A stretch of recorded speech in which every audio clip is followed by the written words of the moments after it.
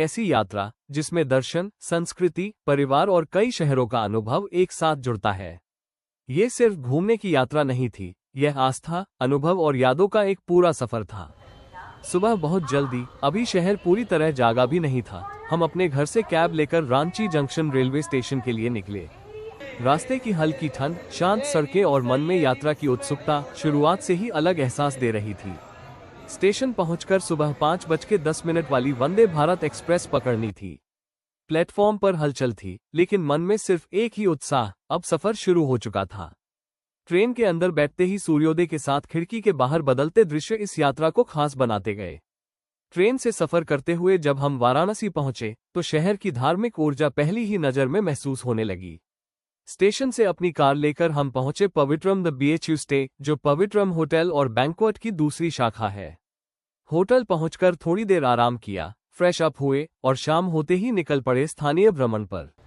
पहली शाम शहर को महसूस करने की थी, गलियां, मंदिरों की घंटियां, घाटों की तरफ जाती सड़कें और हर मोड़ पर बनारस की अलग पहचान। अगले दिन सुबह हमारी यात्रा का सबसे महत्वपूर्ण पड़ाव था काशी विश्वनाथ टेम्पल। सुबह से ही मंदिर के दर्शन के लिए लंबी लाइन लगी हुई थी। हजारों श्रद्धालु, हर तरफ हर हर महादेव की गूंज और भक्तों की आस्था, माहौल अत्यंत दिव्य था। कुछ घंटों की प्रतीक्षा के बाद स्पर्श दर्शन का अवसर मिला। बाबा का दर्शन अत्यंत सुंदर और शांतिपूर्ण रहा। वो क्षण कैमरे से अधिक दिल में बसने वाला था। बाबा के दर्शन के बाद हम घाटों की ओर निकले। बनारस के घाटों का अनुभव जमीन से नहीं, पानी से अलग दिखाई देता है। इसलिए हमने नाव ली और दशाश्वमेध घाट से कई घाटों का भ्रमण किया। नाव से दिखते प्राचीन घाट, साधु संत, पूजा, आरती की तैयारी, सब मिलकर बनारस की आत्मा का अनुभव देते हैं। शाम होते होते गंगा आरती शुरू हुई। दीपों की रोशनी, मंत्रोच्चार और गंगा किनारे का दृश्य अविस्मरणीय था। आरती के बाद स्थानीय भोजन का आनंद लिया। बनारसी स्वाद का अलग ही आनंद है।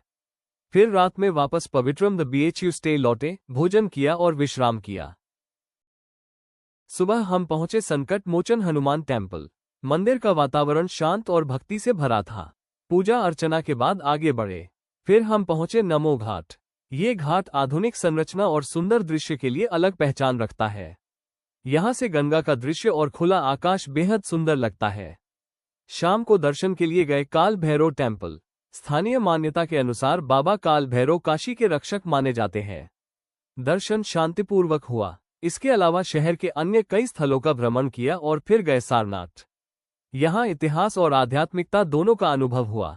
लखनऊ और अयोध्या। इसके बाद हम सड़क मार्ग से पहुंचे लखनऊ। शहर की ऐतिहासिक इमारतें, बाजार और खानपान का अनुभव लिया। अगले दिन योजना बनी अयोध्या जाने की।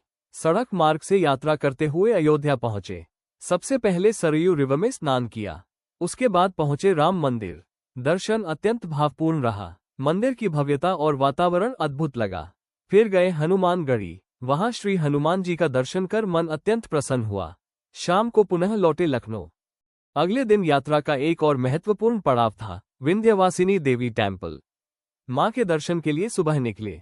मंदिर में पूजा अर्चना की और मां का आशीर्वाद प्राप्त किया। इसके बाद वापस लौटे वाराणसी और होटल पहुंचे।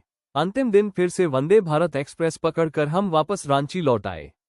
समापन। ये यात्रा सिर्फ शहर बदलने का सफर नहीं थी।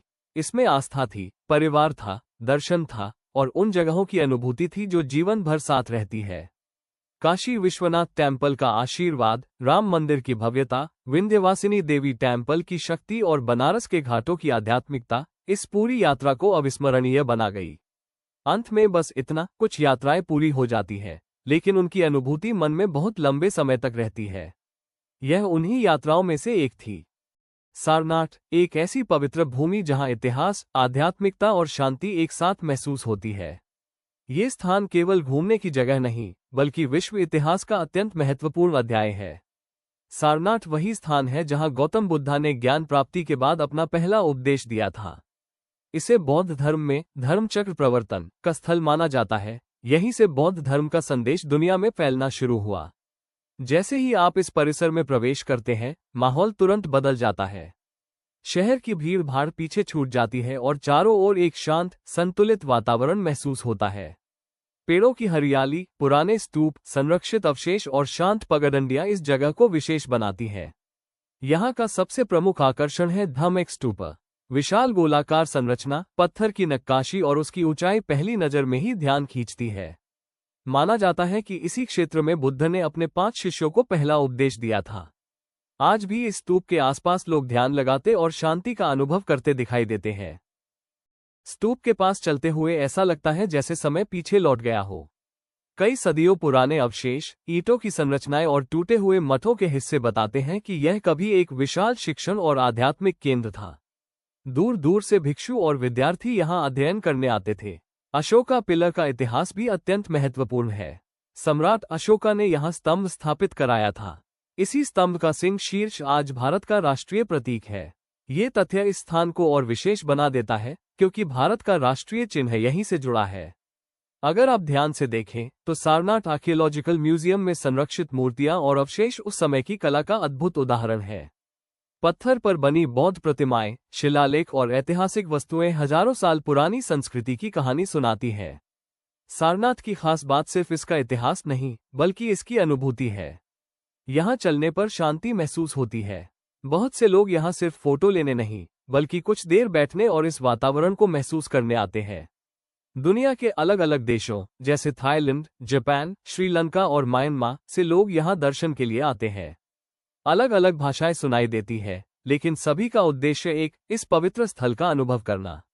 यहाँ के मंदिर परिसर, शांत बगीचे और खुले मैदान ट्रैवल वीडियो में बहुत सुंदर लगते हैं। अगर आपके वीडियो में स्लो वॉकिंग शॉट्स, स्टूपर क्लोजअप, पेड़ों के बीच पाथ और वाइड एंगल ड्रोन शॉट्स हैं, तो यह नरेशन परफेक्टली मैच करेगा। सारनाथ हमें ये भी सिखाता है कि महान परिवर्तन हमेशा शांति से शुरू हो सकते हैं। एक साधु का उपदेश यहाँ से शुरू हुआ और पूरी दुनिया तक पहुंचा। यही इस भूमि की शक्ति है। जब हम यहाँ से लौटते हैं तो केवल फोटो लेकर नहीं जाते, हम इतिहास, शांति और प्रेरणा का अनुभव साथ लेकर जाते हैं। अगर आप वाराणसी आएं तो सारनाथ अवश्य देखें। यह एक ऐसी जगह है जहाँ समय रुकता हुआ सा महसूस होता है और मन को एक अलग सुकून मिलता है।